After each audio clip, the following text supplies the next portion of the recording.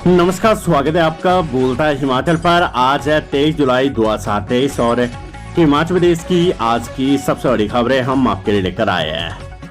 हमेशा की तरह आप इस वीडियो को लाइक कर दीजिएगा। चैनल पर नहीं जुड़े चैनल को आप सब्सक्राइब जरूर करें। पेश है आज की सबसे बड़ी खबरें। आपदा निधि के तहत लंबित 315.80 करोड़ शीघ्र जारी करे केंद्र सरकार, सीएम सुख ने किया आग्रह। प्रदेश सरकार ने केंद्र सरकार से 315.80 करोड़ रुपए की राशि शीघ्र जारी करने का आग्रह किया है। मुख्यमंत्री सुखविंदर सिंह सुक्खू ने कहा कि ये राशि पिछले कुछ वर्षों से रुकी है। देश में राष्ट्रीय आपदा प्रतिक्रिया निधि एनडीआरएफ के तहत वर्ष 2020-21 के लिए आवंटित 121.71 करोड़ रुपए तथा वर्ष 2021-22 के लिए 133.56 करोड़ रुपए और राज्य आपदा प्रतिक्रिया निधि के तहत वर्ष 2019-20 के लिए 61.7 करोड़ रुपए की राशि शामिल है। उन्होंने कहा कि महालेखा परीक्षक की ओर से लगाई गई आपत्तियों के कारण इसमें देरी हुई और अब प्रदेश सरकार ने इन आपत्तियों का सफलतापूर्वक समाधान कर दिया है। मुख्यमंत्री ने कहा कि क्योंकि अब सभी आपत्तियों का निस्तारण किया जा चुका है, ऐसे में राज्य में हाल ही में भारी बारिश और बाढ़ के कारण हुई क्षति को देखते हुए इस आपदा की स्थिति में राशि शीघ्र जारी की जानी चाहिए। सरकारी हेलीकॉप्टर पर फैसला लेगी कैबिनेट। 25 को बैठक। विधवा पुनर्वास योजना की राशि पर भी होगी चर्चा। हिमाचल प्रदेश मंत्रिमंडल की 25 जुलाई को होने वाली बैठक के लिए एजेंडे पर अब काम तेज हो गया है। मुख्यमंत्री सुखविंदर सिंह सुक्खू की अध्यक्षता में होने वाली इस बैठक में राज्य सरकार के हेलीकॉप्टर के लिए भी फैसला होगा। सामान्य प्रशासन विभाग ने इसके लिए टेंडर की प्रक्रिया पूरी कर दी है, जिसमें बड़े हेलीकॉप्टर के लिए एक और छोटे हेलीकॉप्टर के लिए 2 निविदाएं आई है। हालांकि रेट पिछले टेंडर के लगभग बराबरी है। राज्य सरकार के पास पिछले कई महीनों में अपना हेलीकॉप्टर नहीं और आपदा के दौर में भी हरियाणा सरकार से हेलीकॉप्टर लेना पड़ा था। दूसरी तरफ मुख्यमंत्री सुखविंदर सिंह सुक्खू विधवा पुनर्विवाह अनुदान योजना की राशि को 65,000 से बढ़ाकर 1 लाख रुपए करने जा रहे हैं। इसके लिए भी कैबिनेट बैठक में प्रस्ताव मांगा गया है। राज्य के मेडिकल कॉलेजों में कैजुअलिटी की जगह इमरजेंसी मेडिसिन विभाग शुरू करने को लेकर भी कैबिनेट में केस जा रहा है। इस फैसले के जरिए राज्य सरकार इमरजेंसी विभाग को स्टाफ उपलब्ध करवाएगी। हिमाचल में बाढ़ से हुई क्षति को लेकर भी एक प्रस्ताव कैबिनेट में पारित किया जा सकता है। केंद्र से नुकसान का जायजा लेने आई टीम खुद इस क्षति को देख चुकी है और राज्य सरकार से भी मुलाकात हो गई है। अब इनकी रिपोर्ट के आधार पर भारत सरकार राहत राशि देने पर फैसला लेगी। मंत्रिमंडल की बैठक भी इस आपदा के बाद पहली बार हो रही है, इसलिए राहत कार्यों के अलावा भविष्य की रणनीति को लेकर भी कोई फैसला हो सकता है। मानसून सत्र को लेकर राज्य सरकार ने अभी फैसला लेना है। सरकारी कर्मचारियों के जीपीएफ पर ब्याज दर निर्धारित। राज्य के सरकारी कर्मचारियों के लिए जनरल प्रोविडेंट फंड पर ब्याज दर तय हो गई है। वित्त सचिव अक्षय सूद की ओर से इस बारे में रेजोल्यूशन जारी किया गया है। इसमें कहा गया कि सरकारी कर्मचारियों को 1 अप्रैल 2023 से 30 जून 2023 के बीच 7.1% ब्याज मिलेगा। इसका अर्थ है कि राज्य सरकार ने जीपीएफ पर ब्याज दर पुरानी ही रखी है। दूसरी तरफ एनपीएस से ओल्ड पेंशन में आने वाले कर्मचारियों के लिए महालेखा कार्यालय नए जीपीएफ अकाउंट खोल रहा है। हालांकि अभी इसकी स्पीड धीमी है। राज्य के 53 स्वास्थ्य संस्थानों में शुरू होगी HMIS सुविधा। एक प्लेटफॉर्म पर मिलेगा रोगियों का डाटा। राज्य सरकार प्रदेश के सुपर स्पेशलिटी अस्पतालों, सभी चिकित्सा महाविद्यालयों, क्षेत्रीय अस्पतालों सहित 53 स्वास्थ्य संस्थानों में hospital management information system HMIS लागू करने जा रही है, जिसमें रोगियों का पूरा डाटा एक ही प्लेटफॉर्म पर उपलब्ध हो सकेगा। इससे मरीजों को विभिन्न सुविधाओं सहित उनके बहुमूल्य समय की भी बचत होगी। ये बात मुख्यमंत्री सुखविंदर सिंह सुक्खू ने स्वास्थ्य विभाग की एक बैठक की अध्यक्षता करते हुए कही है। मुख्यमंत्री ने इंदिरा गांधी मेडिकल कॉलेज शिमला में HMIS को 30 अगस्त 2023 से शुरू करने के निर्देश दिए हैं। उन्होंने कहा कि राज्य के अन्य स्वास्थ्य संस्थानों में ये सुविधा 30 सितंबर 2023 तक शुरू करने का लक्ष्य रखा गया है। इस सुविधा के शुरू होने से डॉक्टरों के पास मरीज का पूरा डाटा उपलब्ध होगा, जिसके माध्यम से रोगियों की सामान्य व emergency registration, lab report, operation theatre के रिकॉर्ड से तो उनके डिस्चार्ज और ट्रांसफर का पूरा डाटा ऑनलाइन उपलब्ध होगा। एचपी शिमला विद्यार्थी कहीं भी दे सकेंगे पीजी की सेमेस्टर परीक्षाएं, विस्तालय ने दी बड़ी राहत। हिमाचल प्रदेश विस्तालय 24 जुलाई से पीजी की सेमेस्टर परीक्षाएं करवा रहा है। प्रदेश में भारी बारिश से सड़कें अवरुद्ध होने पर आवाजाही में आ रही दिक्कतों को ध्यान में रखते हुए एचपीयू ने परीक्षार्थियों को अपने नजदीकी परीक्षा केंद्रों में परीक्षा देने का विकल्प दिया है। रास्ते बंद होने के कारण जिन विद्यार्थियों के लिए आवंटित परीक्षा केंद्र पहुंचना संभव नहीं है, वे विद्यालय की ओर से प्रदेश भर में स्थापित किए गए 43 परीक्षा केंद्रों में कहीं भी परीक्षा दे सकेंगे। परीक्षा नियंत्रक डॉक्टर JS नेगी ने बताया कि ये सुविधा सोमवार से शुरू हो रही स्नातकोत्तर डिग्री कोर्स की परीक्षाओं में शुरुआती दौर में मिलेगी। हालात सामान्य होने और रास्ते खुल जाने पर विद्यार्थियों को आवंटित किए गए परीक्षा केंद्र में पहुंचकर परीक्षा देनी होगी। खेलों के आधार पर ही बिकेगा सेब, सरकार ने लिया फैसला, आढ़तियों की मांग दरकिनार। मंडियों में सेब खरीद किलो के आधार पर ही होगी, पेटी के आधार पर नहीं। असमंजस की स्थिति को खत्म कर सरकार ने अंतिम फैसला ले लिया है।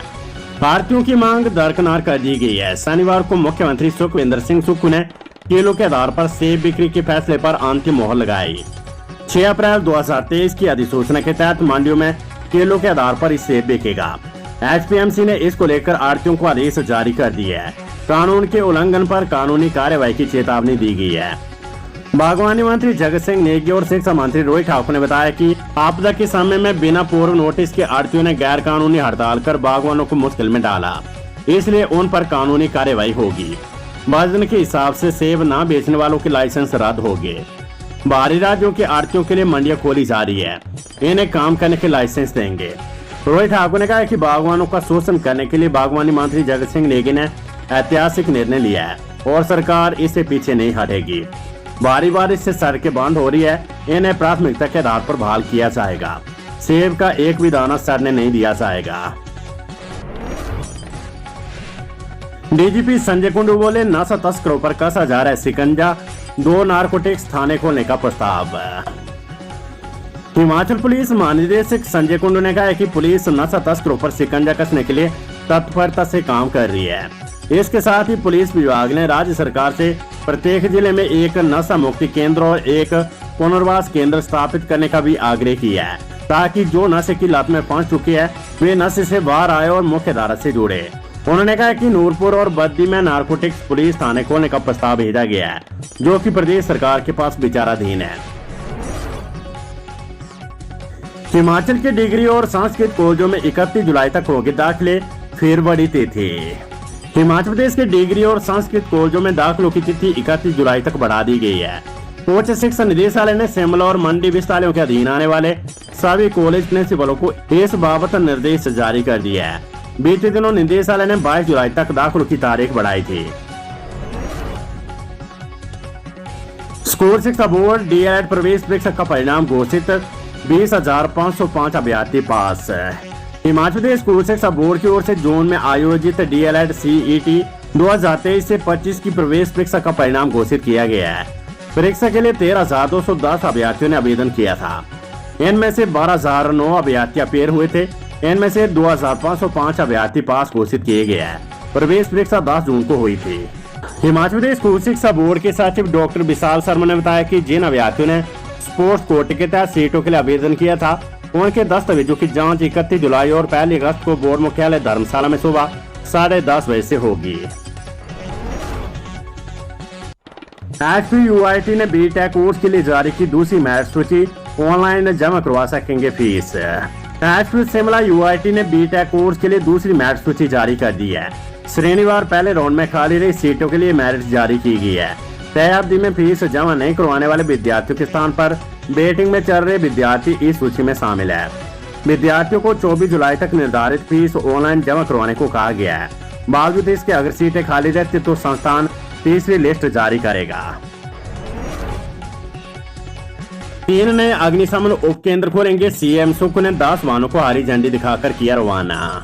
मुख्यमंत्री सुखविंदर सिंह सुक्खू ने 10 अत्याधुनिक अग्निशमन वाहनों को हरी झंडी दिखाकर रवाना किया। इन वाहनों में फोम बनाने वाली मशीनों की सुविधा है, जिससे सामान्य आग और तेल से लगने वाली आग दोनों पर ही इसमें प्रभावी ढंग से काबू पाया जा सकता है। इसके साथ ही राज्य में अब अग्निशमन वाहनों की संख्या 230 हो गई है।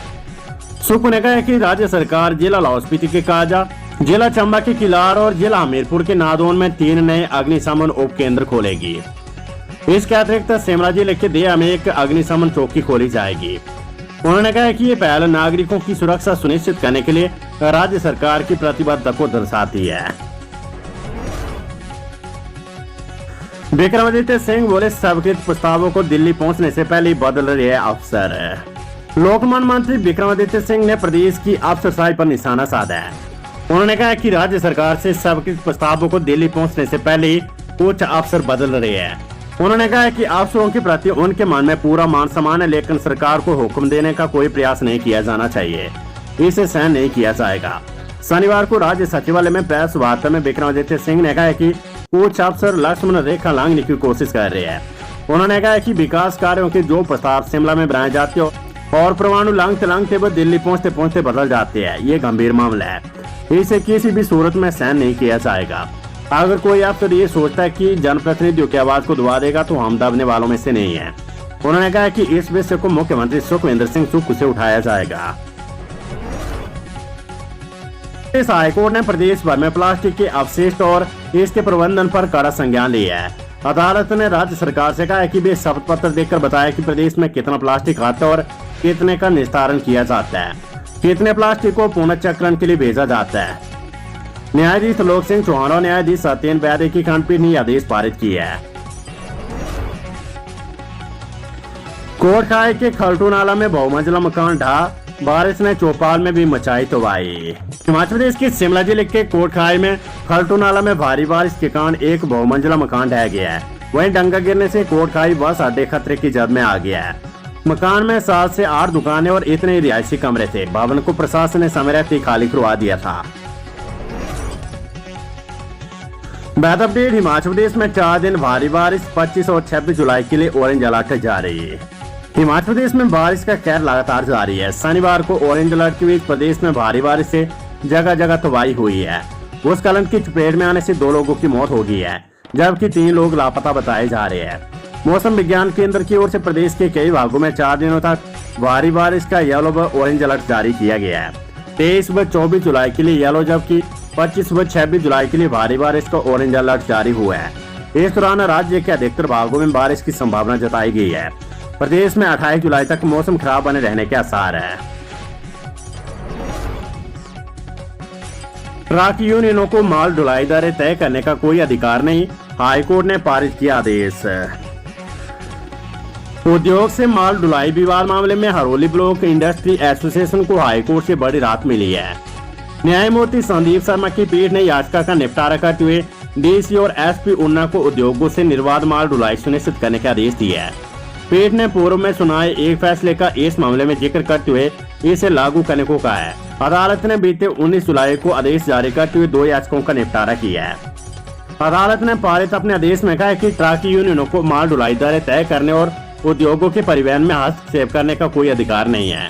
परिवहन में हस्तक्षेप करने को अवमानना माना जाएगा। इसी के साथ डीसी एसपी को निर्देश दिए कि ऐसी गतिविधियां ध्यान में आती है तो तुरंत पीठ के ध्यान में लाया जाए। निजी प्रतिवादी ट्रक यूनियनों को वाहन के संचालन या माल ढुलाई शुल्क के निर्धारण के मामले में हस्तक्षेप करने का कोई अधिकार नहीं है। आदेश में message mate trend India limited बनाम राज्य सरकार मामले का जिक्र करते हुए इस मामले में सुनाए गए फैसले को लागू करने को कहा गया है। इसके साथ ही डीसी और एसपी ऊना से इस मामले में 2 सप्ताह के भीतर अनुपालना रिपोर्ट तलब की है। हिमाचल प्रदेश में ऑरेंज अलर्ट के बीच शुक्रवार रात से जारी बारिश का दौर शनिवार दोपहर तक जारी रहा। शिमला के रोडवा कुल्लू जिले की गरसा घाटी में बादल फटने से भारी तबाही हुई है। रोड में कलोटी खड्ड में बादल फटने से चेड़गांव तहसील के लैला में दादी पोता, दादा दादी और पोता ढाबे समेत बह गए हैं। जुगोटी गांव के रोशन लाल पत्नी भागा देवी के साथ दावत चलाते थे। शुक्रवार रात को उनका पोता कार्तिक भी उनके साथ था। भागा देवी व रोशन लाल का शव बरामद कर लिया गया। वहीं शिमला के कोटखाई उपमंडल की बागडुमैर पंचायत के पुजाली गांव में शुक्रवार देर रात भूस्खलन के बाद मलबा दीवार को तोड़कर शहर में घुसने से नेपाली दंपति की मौत हो गई है। प्रदेश में 696 सड़कें, 1450 बिजली के ट्रांसफार्मर, 393 पानी की स्कीम में अभी भी ठप है। सिरमौर जिले के नान में सीडीएम आवास के पास सड़क किनारे भूस्खलन से यहाँ पार्क 2 गाड़ियां डंगे से नीचे गिरने से क्षतिग्रस्त हो गई है।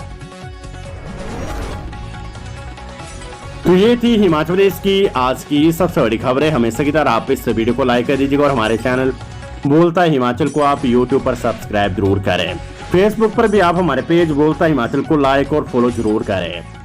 नमस्कार, जय हिंद, जय भारत।